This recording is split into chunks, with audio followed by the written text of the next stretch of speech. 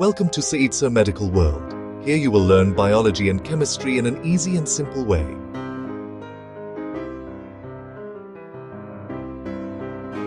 अस्सलाम वालेकुम students. Today we will discuss about polar and non polar covalent bond. इससे पहले बेटा हमने पढ़ा था कोवलेंट बॉन्ड, ठीक है।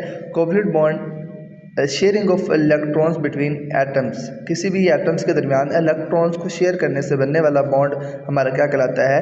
Covalent bond. कोवलेंट बॉन्ड दो तरह का होता है, polar bond and non polar bond, ठीक है। पोलर कोवलेंट बॉन्ड क्या होता है and non polar covalent bond क्या होता है?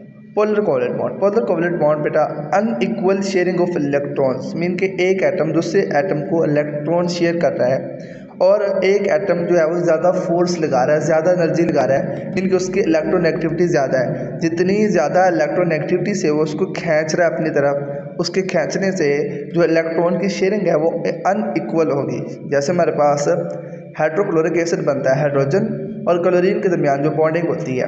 अब क्लोरीन जो है वो हाइड्रोजन के एटम को अपनी तरफ खींचता है। क्लोरीन की इलेक्ट्रोनेगेटिविटी ज़्यादा है क्योंकि वो इलेक्ट्रोनेगेटिव एटम है, उसकी इलेक्ट्रोनेगेटिविटी ज़्यादा है, तो जितनी ज़्यादा फोर्स से वो उसको खींचेगा तो उनके दरमियान अनइक्वल शेयरिंग ऑफ इलेक्ट्रॉन होगी। तो ऐसी अनइक्वल शेयरिंग ऑफ इलेक्ट्रॉन से बनने वाले बॉन्ड को हम क्या कहते हैं? Polar covalent bond. उसके बाद हमारे पास आता है non polar covalent bond, equal sharing of electron. इसमें इक्वल शेयरिंग ऑफ इलेक्ट्रॉन होती है, जैसे ऑक्सीजन या हमारे पास मीथेन है, ठीक है, या हाइड्रोजन और हाइड्रोजन के दरमियान बॉन्ड H2, ठीक है, H और H के दरमियान बॉन्ड बनता है, इसके दरमियान कोई चार्ज नहीं बनता।